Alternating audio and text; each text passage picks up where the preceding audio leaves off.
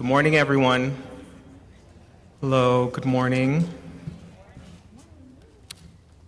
My name is Luis Valencia. I am currently a program manager here at UC Berkeley Extension, and I will be the moderator for this session. I have the pleasure of welcoming everyone to Exceeding Expectations in a Hybrid Work Environment, presented by Allison Savage, Tiffany Reardon, and Fatima, Alleyne. You can access all materials for this and all sessions on the Now Conference website within the description of each session. Also, please note that this session is being recorded and will be posted on our Now Conference website and YouTube channel for broader viewing access after the conference has concluded. Additionally, if you have a question, please raise your hand and wait for the microphone to come to you. We want to ensure that everyone can hear the question. With that, I'm happy to introduce to you our presenters. We have Allison Savage. She serves as a manager, special projects, and staff engagement in the Office of Medical Education at UCSF. In this role, she both serves as a project manager for medical education leadership and as the leader of a successful staff engagement program for the 115 professionals that make up UCSF's highly respected medical education programs. She graduated from Boston College with a degree in human development and organizational studies. In her free time, she enjoys traveling, hiking, and trying new restaurants. For over 20 years, Tiffany Reardon has been working in higher education, designing programs that support students pursuing degrees in science, mathematics, engineering, and technology. In 2012, she joined Berkeley by accepting a position in the College of Engineering. As a first-generation college student, Tiffany is driven to projects that broaden participation in higher education and connect students to research, such as her website, reufinder.com. In May of 2021, she published her first book, Rose-Colored Lenses, A Survival Guide to Navigating the Workplace. In her spare time, she is an avid knitter. And we have Fatima, Alleyne, PhD, is a Chief Diversity and Ethics Officer at the American Physical Society, bringing her passion and love for science, technology, engineering, math, and education into her work to drive transformational change and advance diversity, equity, and inclusion and ethics initiatives. She is an entrepreneur and consultant leveraging her expertise in strategic planning and project management. Prior to her appointment at APS, she was a director in UC Berkeley's College of Engineering. Fatima earned her PhD and MS degrees in material science and engineering from UC Berkeley and a BA in chemistry from City University of New York, Hunter College. With that, I'd like to welcome your presenters today.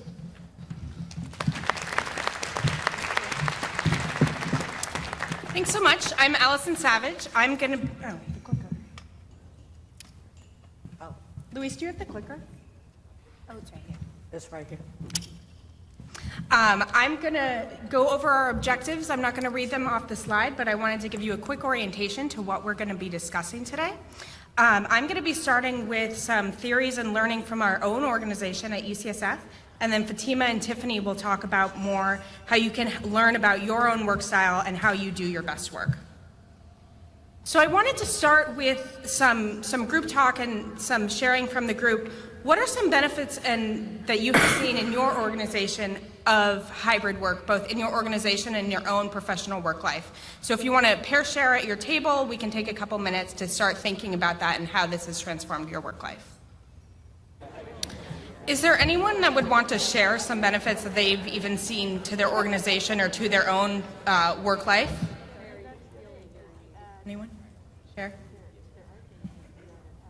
Yeah, and just wait for the mic.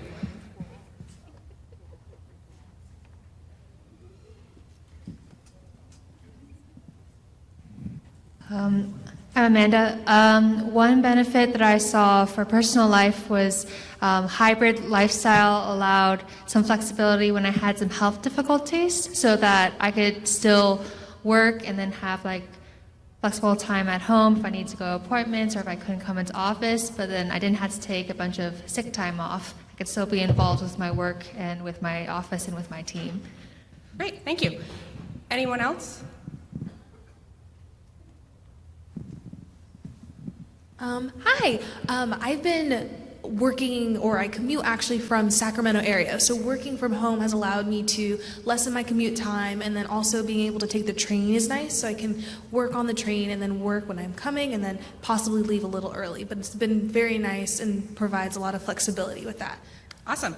Thanks so much. So nobody spoke about benefits to organizations. I'll get to benefits to the employees in a minute. But some of the benefits that we've seen, especially at my work at UCSF, is there's access to more talent. So we're not necessarily constricted to people who live directly in San Francisco. We have a bigger labor pool that we can pull from and get the best employees for our organization. It also really supports UC's diversity, equity, and inclusion initiative. So like you said about people with health difficulties, employees with disabilities are 11% more likely to prefer a hybrid model, and Black employees are 14% more likely than white peers to look for a new job if there isn't a hybrid option. So it really supports those initiatives of the university. Part of my job is focusing on staff engagement, and hybrid work really allows for a lot of things that lead to engagement in staff, things that you both spoke about, flexibility and autonomy and commute. One of the things that it lessens the need for is space. So at UCSF, like I imagine most UCs, spaces really get challenged. I have always managed space for our organization, and when I hear that someone new is hired, before the pandemic, my first thought was, oh no, where are they going to sit? I don't have to think about that anymore. And in fact, we've actually moved 20 people from our dean's office colleagues into our space. They use the space on Mondays. We use the space every other day. And it allows the School of Medicine to use space at Mission Bay near our hospital much more effectively for the people who need to be there. It also allows for a lot more close collaboration. So if I have a reimbursement that I'm wondering what happened to that, I can pop next door, we share space on Mondays, I'm there on Mondays and say, hey Simon, what happened, what's going on? And we can talk a lot more effectively about our work. Another way it impacts engagement, and this is from my organization, Medical Education's Gallup survey from 2022, 36% of staff respondents who said they do not plan on leaving medical education actually cited our hybrid work situation and plan for as one of the more important reasons for them to stay within the organization.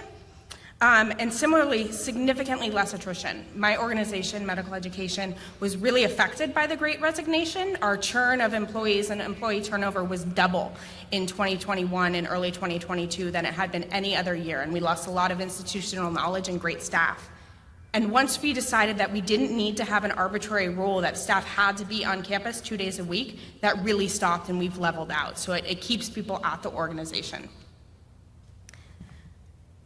You also identified two of the most important things, at least to me, commute time and commute costs that are really important to staff. I live in San Francisco and I work in San Francisco, but my commute was still an hour each way. That's because I had to change trains and it just wasn't a great use of my time.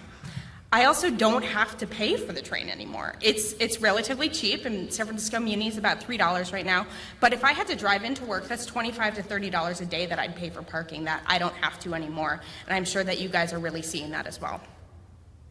There's also an increase in autonomy, so staff can choose what they want to work on when they want to work on it. They're not necessarily bound by what their boss is working on or what their team is working on, of course, to get their works done.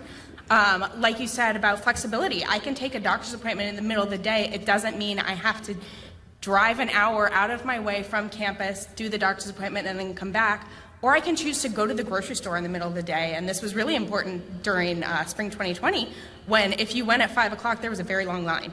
And so I can choose to go to the grocery store in the middle of the day when it's less busy, get a walk, clear my head a little bit. It also really increases certain people's focus. So depending on someone's job, if they're writing or doing data analysis, it's really important that they're not bothered and interrupted during their work. I have found that I structure my days, so when I'm on site on Mondays, I set up things that I need to do in the office for kind of the office management part of my role, but I won't choose to put writing or making slides or doing data analysis on those days because I can focus better at home. The other one I have, and I want to highlight a red flag here, is work-life balance.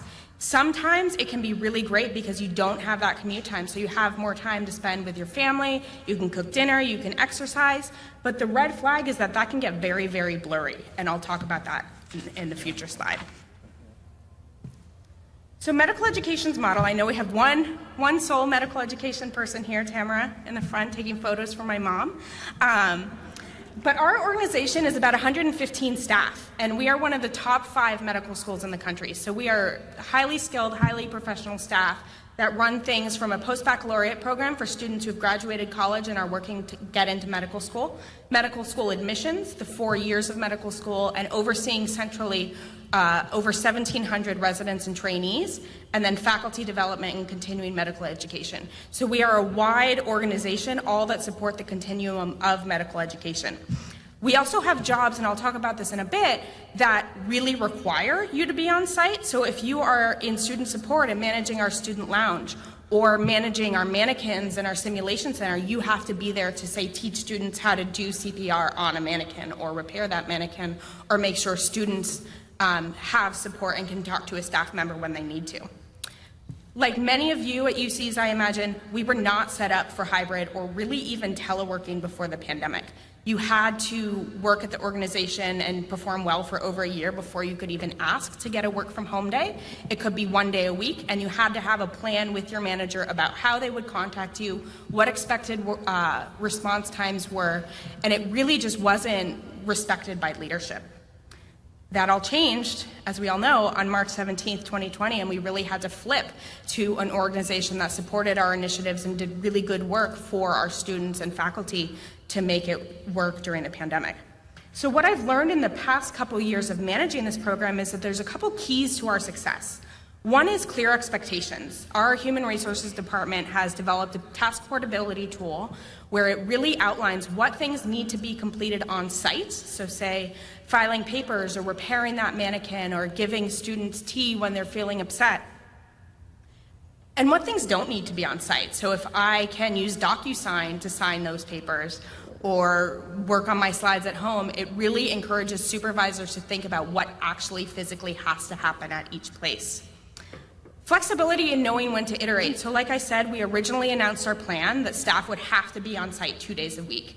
It didn't really change for what job you were. If you looked at spreadsheets all day and did data analysis, you still had to be there 2 days a week. And like I mentioned, we lost a lot of staff because of that, double our usual annual rate. And that was really concerning to the organization because we had invested in those staff. They had a lot of institutional knowledge and relationships, and we didn't want to lose more good people. So we iterated and realized that it was really up to the supervisor and the individual employee to determine what was the business need for them to be on site and when they could work from home, and gave supervisors that encouragement to work directly with their staff to figure out what worked best for them. Something else that was really important was leadership buy-in. So we are 115 staff, but we all work very closely with faculty.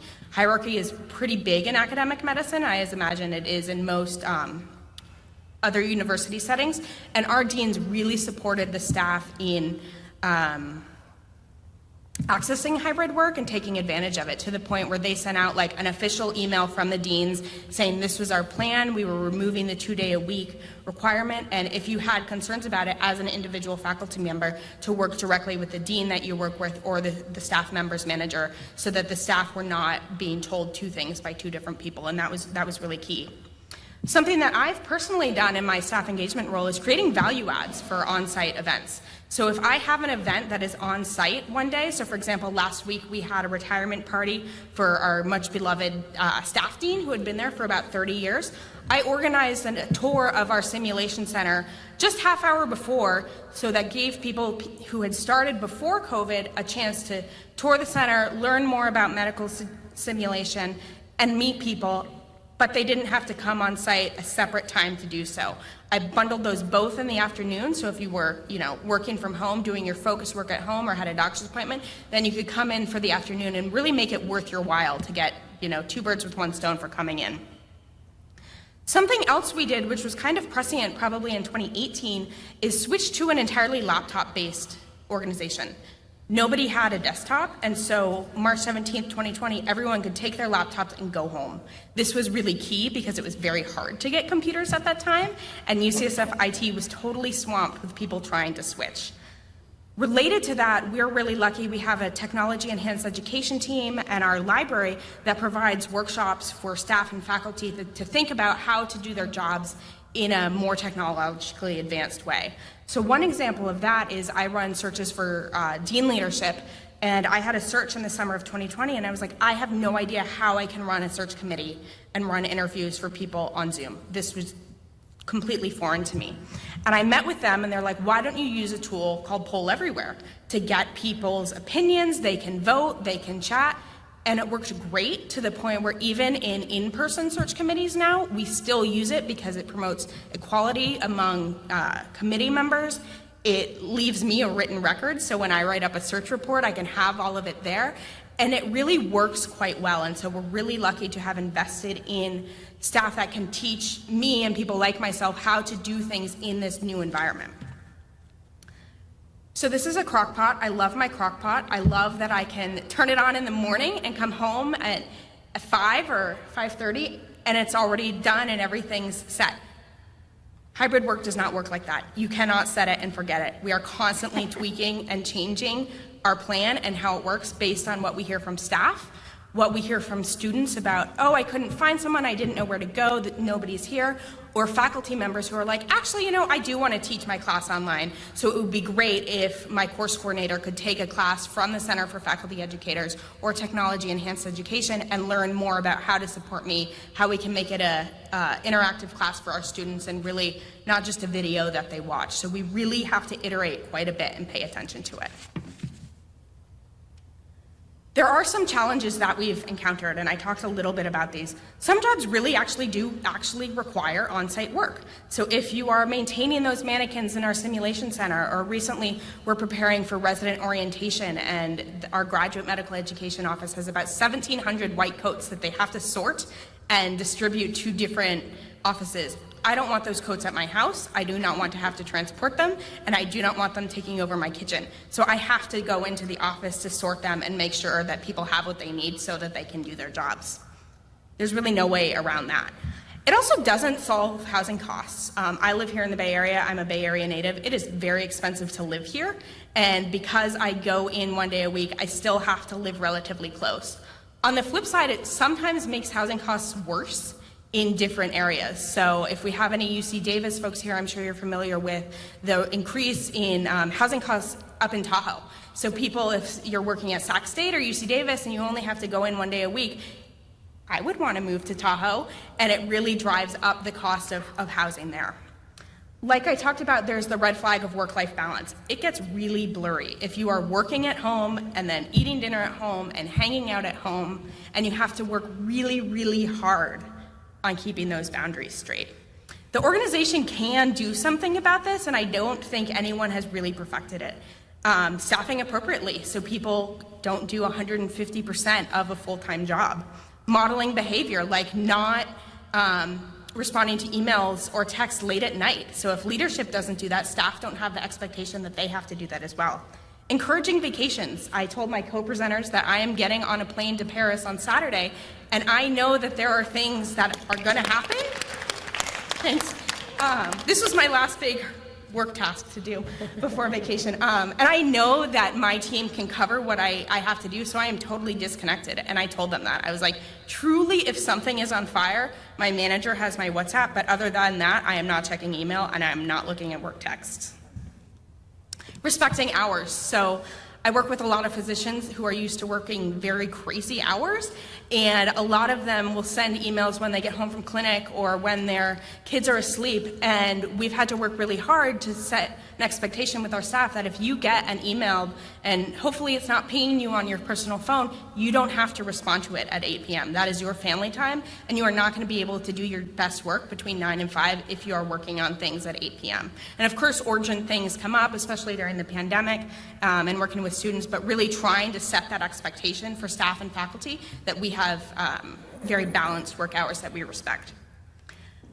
This is my friend Taylor Swift. As she knows all too well, you can really get into silos and isolation. So if you are working with folks who are on your team and that's the only people you see on Zoom meetings and the only people what you see when you're in the office, you really get lost in the organization, especially one as big as one of the UCs. So working really deliberately to make sure that teams cross-pollinate and that they don't only work with the people directly that they need to get their work done. I love Teams and Slack. I grew up in the era of AIM Instant Messenger. but it can be a distraction. And so we have set on my team some very clear guidelines about what to use for what. I would not want to get a giant program through a Teams message. I would prefer an email or a meeting, something like that. But if I have a quick question, that is what that's for. A colleague mentioned that Teams really felt to her like someone was barging into their office in the old days. And so thinking about it that way and thinking about how to use it well, obviously there's times when you're gonna need to barge into someone's office, but there's also times that you don't. Norms need to be clear. Lacking explicit norms in a hybrid model can increase the likelihood of an employee leaving by 12%. I like the phrase clarity is kindness, and so you really have to be clear about what expectations are for the staff and for the supervisors, when someone is going to work, when someone might need to flex their hours a bit, if they have to go on site, when they have to go on site, and what tasks that they have to do there. There's also quite a few opportunities that I've seen come up. One that I think is really great for staff development is cross-training. So if you are a new staff member and you want to learn more about working with students, and the manager of, say, the medical student center wants to work from home 2 or 3 days a week, that's an opportunity for them to train you about, the curriculum, where students might need a little bit more support, so you can do that work when they are at home. This creates a growth opportunity both for the person who's training and for the person who then takes the stretch assignment. I also really like what I've called curated water cooler movements. So we have a Teams chat for our organization, and I have a screenshot here of a situation that I was very proud of a staff member on our curriculum team who created a team for UC Walks over the past couple weeks. And they got what I thought was really great levels of engagement. 18 people commented, joined the team, shared animations, and cheered each other on, even though they're really all over the country, because we now have staff mostly in the Bay Area, but a couple that are on the East Coast, and they had an opportunity to connect with people that they might not see otherwise. Now that I've reviewed our organization's learnings, I'll turn it over to Fatima, who will help you apply it.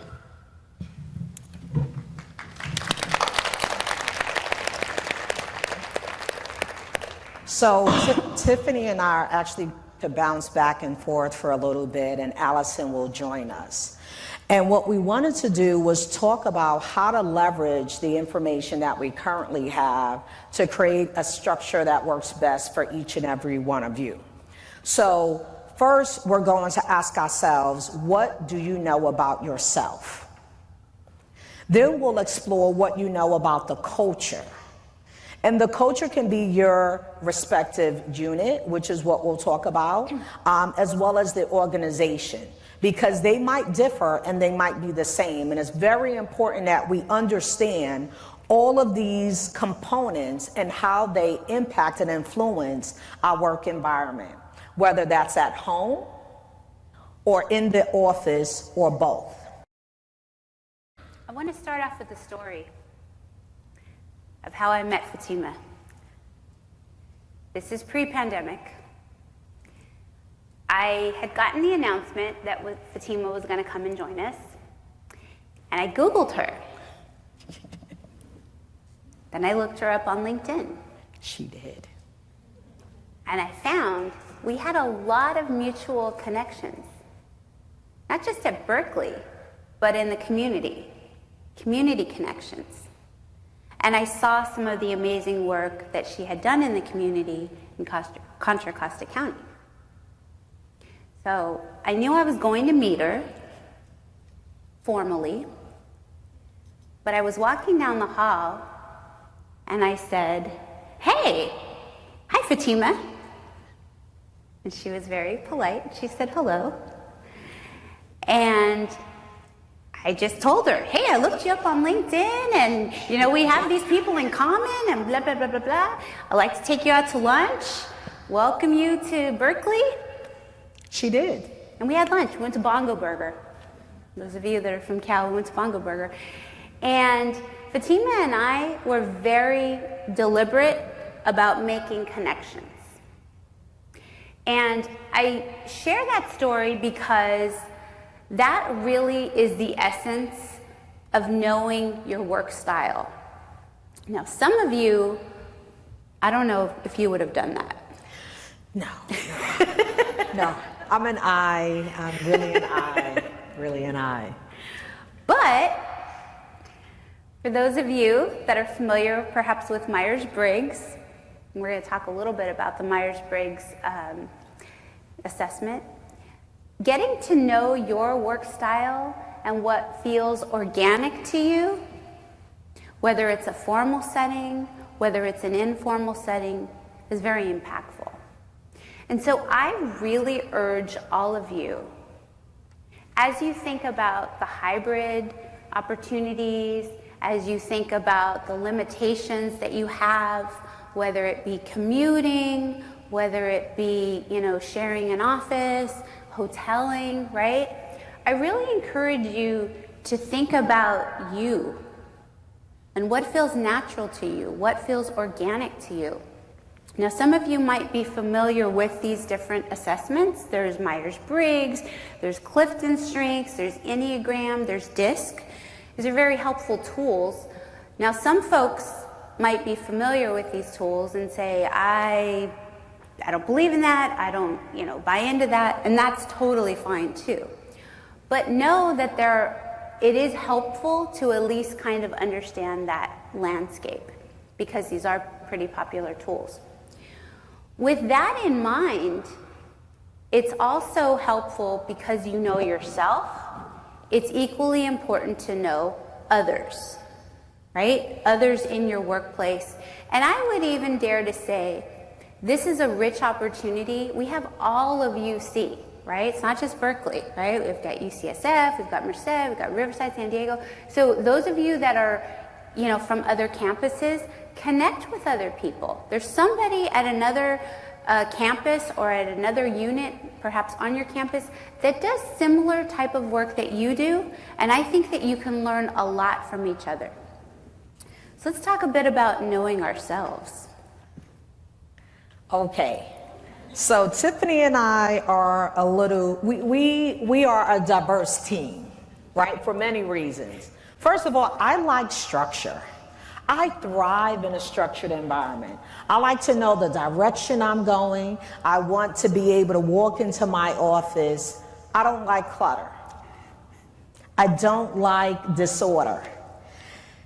And at one point I walked into Tiffany's office. And Tiffany, tell them what I saw. This particular photo is not my actual office. Truth be told, this is probably a little tidier than my own office. I've got a lot. I've got a lot, but I know where everything is. She does. I know where everything is. I get gifts from students, so I put them here, little trinkets here and there. I've got, these epiphanies, right? Tiffany's epiphanies. Ooh, I gotta put a Post-it note. Let me put that Post-it note on my desktop, right? So I've got those. I've got notes here and there, right? So when Fatima walked in, what was your... Yeah, not an environment that I feel like I can be successful in. And it taught me a lot, and it helped me to understand how Tiffany approaches the work. And we're going to talk a little bit about how to leverage our preferred environment, because we know ourselves and we know what we bring into the work, into the team. So many times we would meet in Fatima's office. Yes, yeah. And Fatima's office, she would have the whiteboard. She's PhD. Okay, she's PhD. She would have the whiteboard. She's a scientist. Make no mistake about it. And she would have the whiteboard, and she would, check stuff off, and it was very structured. And that was great. But then there were also times, and this is one of the things that I really loved, we would book rooms in the library. And this would be a neutral space. And this would be a time when we met in the library, this would be a neutral space, and this was ideation mode, right? This is brainstorming, this is ideation, this was the structure, this was, the free flow, let's, talk about this and see what we're gonna do. And it worked fantastic.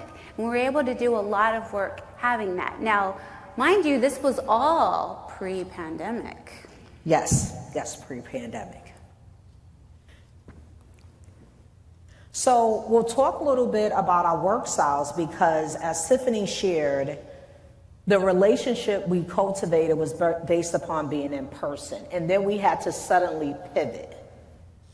So I had 3 kids at home during COVID, 2 in high school and 1 in middle school once this happened.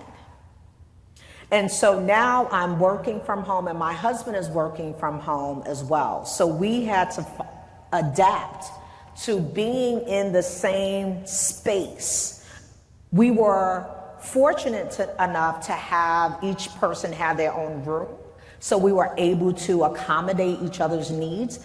But as you might be able to tell, I'm very loud. So while I like structure and I'm detail oriented, I am very loud.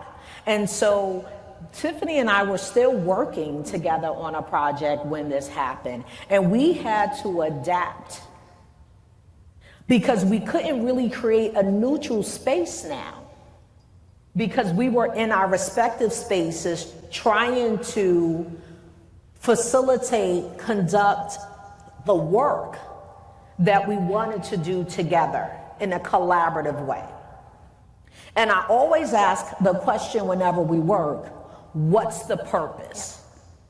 Why are we doing this? What is the goal? And Tiffany would ask, I would ask, what's the connection? Because I connect things. That's what I do. Anyone who's ever worked with me, anyone who ever, has any interaction, oh, you introduced me to so-and-so. Oh, this person, right? That's what I do. I connect people. But I connect people and I connect ideas and I connect projects. And so having this connection is great, but having a purpose is even better. And so that's something that we both brought to the table. When we first approached the hybrid setting, my office was in the dining room. And I'm pretty loud as well, right? I'm very loud. But that, new kind of work space, imagine your dining room, like that clutter, that Tiffany space in the dining room, not gonna work well, right? So I kind of had to adapt. In addition, at that time, I took advantage of the UC extension that we can all participate in, and I took a project management class.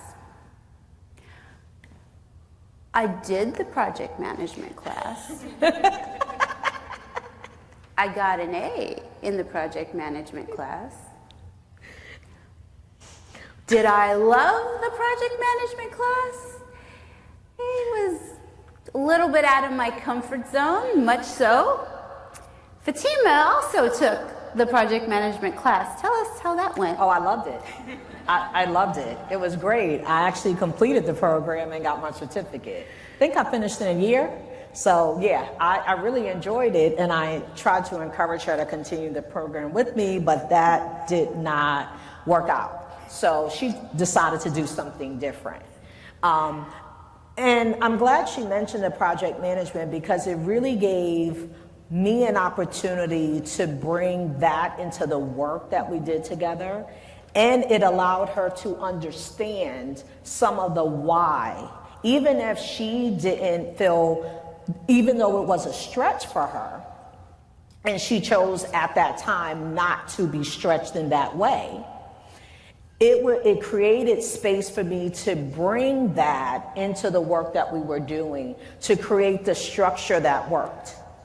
And then where there was a need to be free-flowing, I leaned on Tiffany because that was a stretch for me. So where I was being stretched, Tiffany was able to carry some of that until I was able to create the structure that I needed to be successful in the work that I was doing with her. And so that was a great opportunity, but we first had to know about ourselves we first had to know about each other and identify ways that we can collaborate to achieve the goal, whatever the project was. And it was a great experience. And that's why we're here today. And Allison.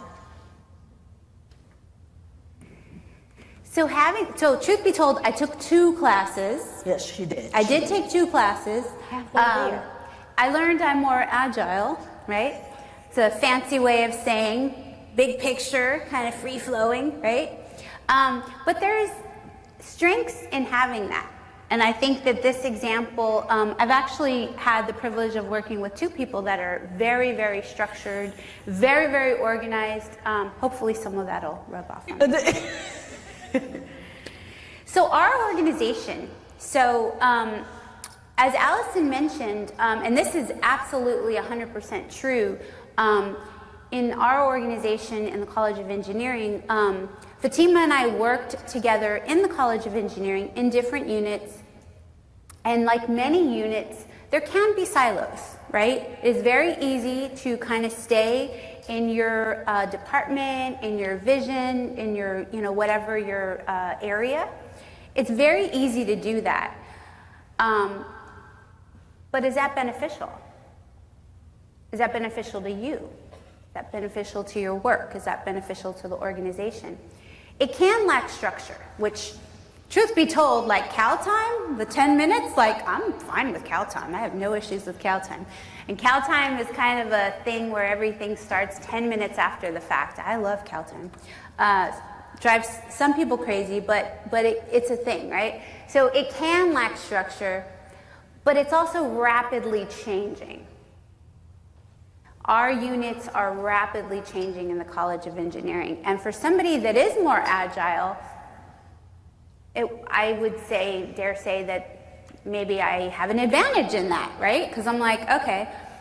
Whereas if you're more structured, it might be frustrating, but at the same time, you probably have a contingency plan. And I would dare say that these ladies have a plan A, plan B, plan C, and plan D, because these are 2 of the most organized people I've ever worked with.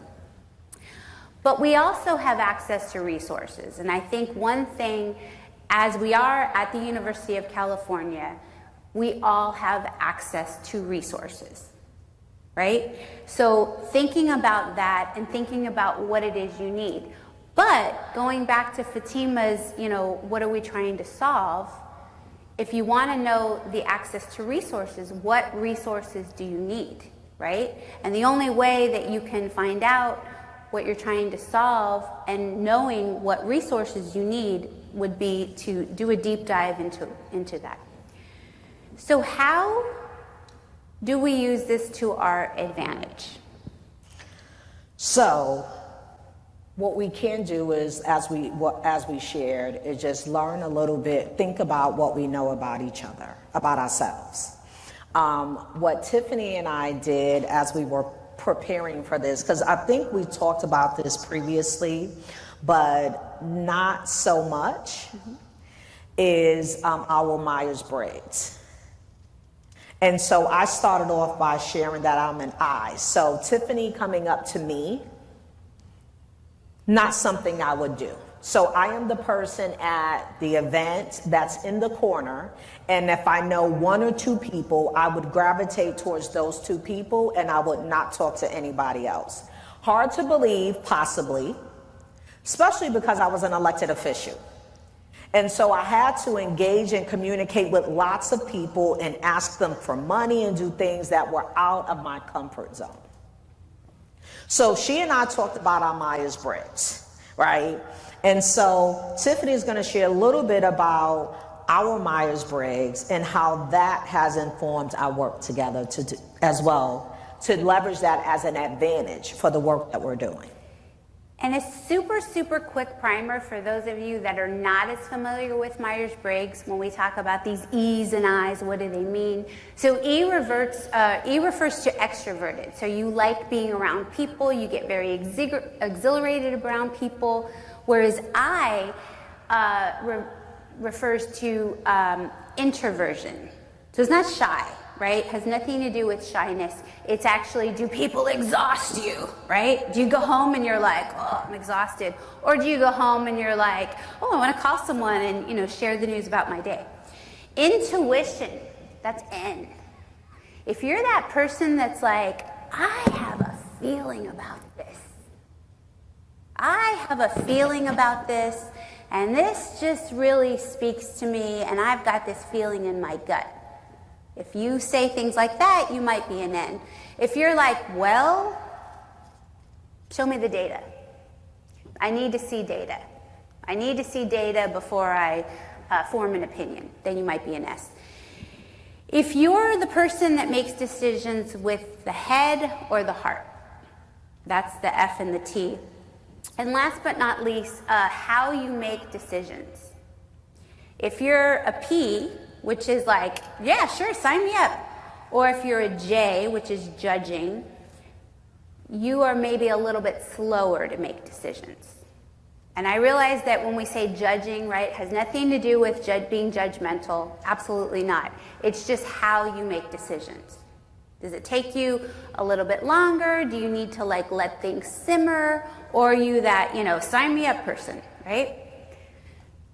So, you want to know our Myers-Briggs? So I am an INTJ.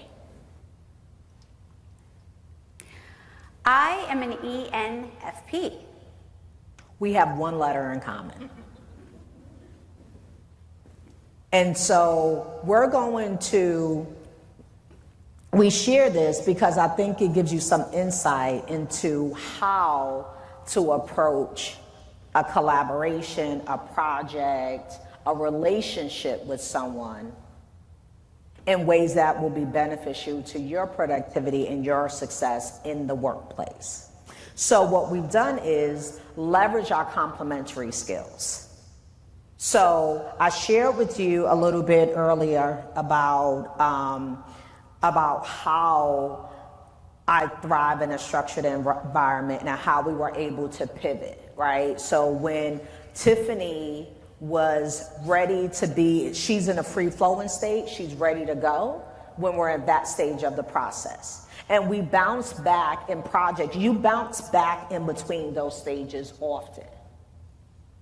And leaning on and leveraging the expertise of the individual with that skill set. And also thinking about how you can stretch yourself when you're in that discomfort state. Because it's one thing to be uncomfortable, and it's another thing to embrace the discomfort to grow professionally and personally as an individual. And so we want you to have some time to talk with one another based upon what we just shared. And so I'm going to share the floor with Allison now to help us in that process. Thanks so much. Let me turn this one on. So what we're going to think about now is really how to explore your work environment. And one of the great things about a hybrid work environment is you can really control that. So what you're going to think about in small groups at your tables is, how is your work environment and how does that impact your work style?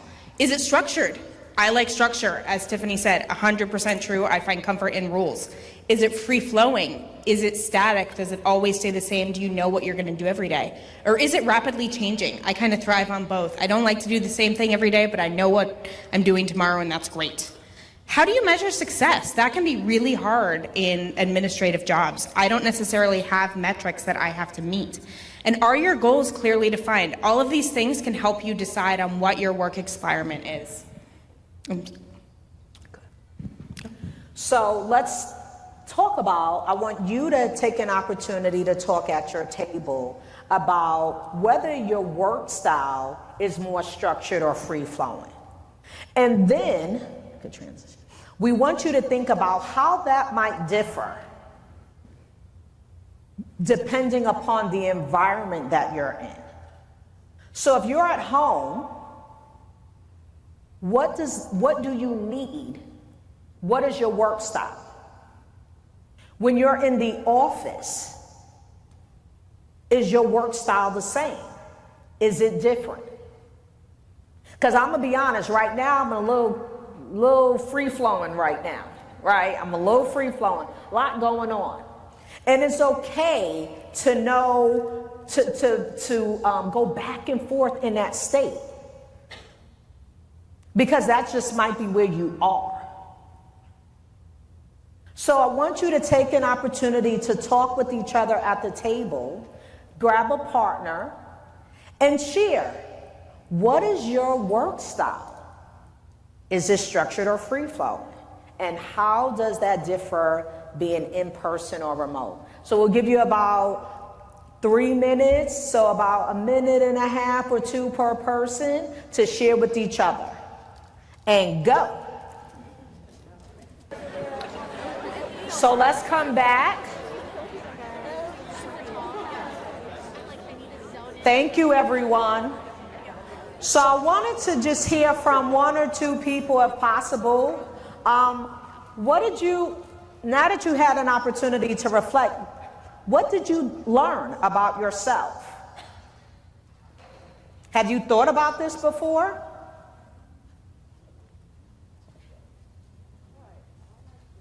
Oh. Might not even need it. All right, thank you. I learned a lot about myself. I tend to live between these two, but on my own time, I want to be more structured. I'm a taskless person. Like, check. I'm also data-driven, but I'm a manager, and I have to manage humans. So that means I need to have a little flexibility. But what I learned going back into the office well, I won't say post-pandemic because it's still a thing, but when I went back in the office a couple of days a week, I realized like I couldn't stick to my structure because people wanted to talk to me. And I was trying to force it. I was like, leave me alone. Pretend you don't see me. And they're like, but you're here, like this is so exciting. And so I talked to my boss about it, probably during an Achieve Together, and I was like, I don't know what to do. She's like, well, you might need to adjust. Why don't you think of your days in the office as your flow days? And those will be your in-person meetings, and you will not do data. You will not focus on the things that you want to focus on. You will not look at your accounting. I was like, oh, what a concept. And it was ridiculous to me that I hadn't thought of that. I was just fighting it so hard because I was like, no, I want to live in the structure. But you have to live in the middle to be efficient working from home. I've lived that. And I have the desk like in the middle of you, and I know where everything is. I can even direct people to things. Thank you for sharing. Anybody else want to share quickly? Going once? Going twice? All right. So this is really bringing it all together, both from my talk and Fatima and Tiffany's, thinking about how you can leverage your skills. So we're not going to necessarily have time to talk about these in depth. We want to have time for some discussion and questions. But what is a time that you worked on a project that was both enjoyable, so you really enjoyed doing it, and successful? It was successful for your stakeholders, be it students, faculty, other staff. What skills or talents did you use in that project? And how might that contribute to your overall work setting? If you learned you really like planning events, this is a great skill to have, and how can you use that in the future? And then was this remote or in person? Or like many of us are doing right now, both? And how did you use that to your advantage to make it work both for you and your team? So now we want to open the floor so that you can ask any questions of us, or we can problem solve as a group on how to leverage your skills in a hybrid work environment. Are there any questions? Or if you want to share out or respond to one of the prompts we have, you can feel free to do so at this time. And Luis will be bringing the mic around. Thank you for... And I just want to know that we will share the updated slides with the Now Conference Planning Committee, so you will have access to all the slides as well. When you work with a free-flowing person, just saying, but we think that we think it was a good change. So. Hi, sorry. how do you manage staff that are fully remote when you're new to your position as well? It's a little struggle for me because I'm not a micromanager at all. Training has been good, but other than that, like when your boss asks what your staff are doing, you're like, they're doing their job, but it's not the peak time for transfer credit or something like that. So how do you do that? So I will share that I've only been in my position for today, so 3 months, and it's required lots of travel. So what I've learned about myself, like I need to get stuff done. I'm from New York City. We need to go. I want stuff done. I want my team moving. I want my team structured. I'm ready. Let's go. So it's uncomfortable for me to be in a space where there's so much ambiguity. I have to be free flowing because I'm trying to learn, I have a team of about 30 and 1 direct report, which means I have lots of indirect reports and I'm building another department simultaneously. And right now I'm new and a couple of people are new and we're storming, right? Because that's the phase of building the teams. You're in the storming, the forming, the norming, and all those stages. So I have to trust right now. I also hold one-on-one meetings with people. And so that might mean 30 minutes. It might mean an hour. And so what I do is I lean a lot on my direct reports to give updates. And what I share with them is I don't like surprises. So I have to teach them about what it means not to be surprised. And I got that from the CEO. So when I spoke with him and we met, he said, I don't like to be surprised. So if we're going to have a conversation about it or somebody's going to have a conversation with me, I should know before that happens. So that's where I am. And then what I'm doing now is focusing on the goals. So let's develop goals so that when we have conversations, we know from the context to which we're going to engage. But it's really challenging because I have people across the United States because we're remote first in the position I'm in now. So I have to trust that they have the expertise to do what they need. And when I do meet with them, I ask them one question. What resources do you need from me to be successful? Because my main job is to make sure they have the resources that they need, not to micromanage and do the work. And by asking that question, I actually learn a lot of information about the work that they're doing. I'd also add 2 very tactical things. I started my career as an HR intern at a drug company in Boston, and I made the mistake of replying all to an email once. And the IT director actually came to my desk and was like, do not ever do that again. And so I was terrified of reply all.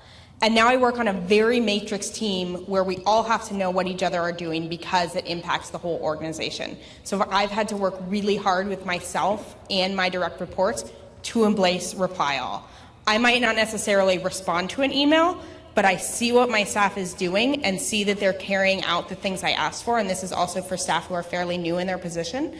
Another thing that I've learned from some colleagues of UCSF is moving people to BCC. So say I get an email with 3 people on it. 1 is our vice dean, very important, very busy. And another colleague is asking me to do something. I say, hey Jane, great to hear from you. I'm gonna move Dr. Lucy to BCC so she can see what I'm doing, that I'm following out the request, but her inbox doesn't necessarily get clogged. So it's knowing the balance of when to reply all and have a giant email thread, and sometimes that's really necessary. We have giant email threads in medical education, and sometimes you have to move people to BCC so that they can see the work is being done, but not necessarily be involved in the whole sausage making. And I'll just also, I agree with you, and I think it's important that you set the context of the BCC. Mm-hmm. Because if someone responds to a BCC, which happened to me one time. They responded and the other people didn't realize that they were BCC'd. Yeah. And so they interpreted my action in one way, but my intention was something else. So it's very important when you leverage that you set the tone as to why you did it, so that is clarity about that. Exactly. I would never secretly BCC someone's boss to get in trouble. I don't think that's a great way to build culture. So thinking about how and when to use it is really important. As I, those crazy notes that I have all over, during COVID, I actually wrote a book. And the book that I wrote was coming from the lens of being a first-generation professional. And I think a lot of these kind of unwritten rules that we don't know and a lot of mistakes that we make, I think that as you're a manager or a mentor or a supervisor or a good colleague, sharing those mishaps and also giving people the benefit of the doubt, right?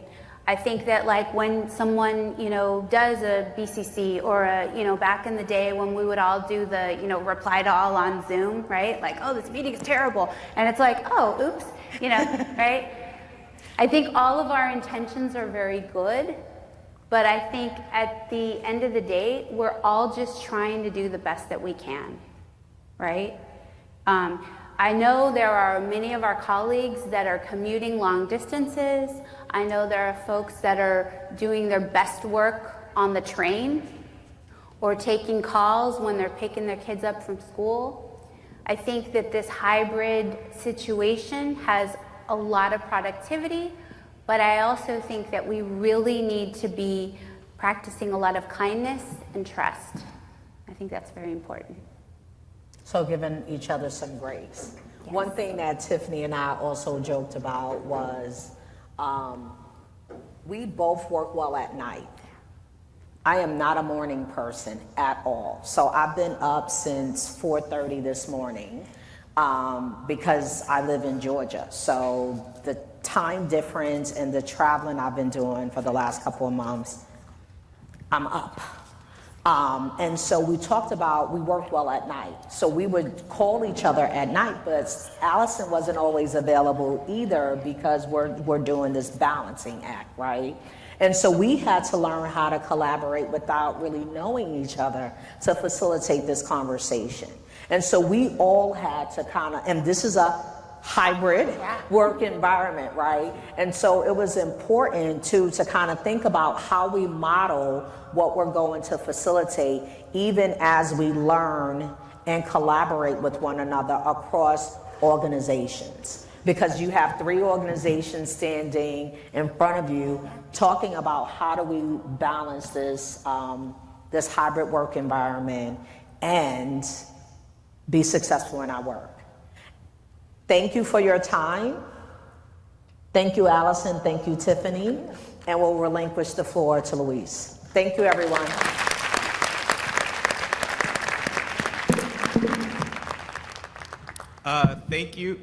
Thank you to Allison, Tiffany, and Fatima for that great presentation. Everyone, please remember to complete the session evaluation using the QR code on the screen. If we can have it on the screen, please. There should be a QR code. We really value your feedback on these presentations so we can keep offering these for future conferences. Next up is our lunch break. So we currently have lunch at 11:30. There will be street-style tacos buffet, which is set up just outside of this hall. You can enjoy lunch in this room, so you guys can go grab lunch, come back into this hall, and eat your lunch. From 11:45 to 12:45 during lunch, there are a number of staff orgs and staff-related groups who are hosting conversation tables and topics. We invite you to join them to build community and conversation. You can review the conversation table host groups and topics directory on our Now Conference website. You can also check the posted directory near West Hall to join a table group and discussion topic of your choice. There will be staff who can help direct you to those conversation tables if you'd like to take advantage of that. We also invite you to engage in our own table topics at lunch and use the conversation cards that are on the tables. If you can see on the tables, there should be cards, just to ask some fun and interesting questions from your fellow attendees. From 12:15 to 12:30, we invite you to recharge through mindfulness and gentle mindfulness practices to help you recharge your batteries, reconnect with the rest of the day and beyond. This activity will take place upstairs in the junior ballroom. The next round of concurrent sessions will start promptly at 1 p.m. Thank you, everyone. Have a good lunch.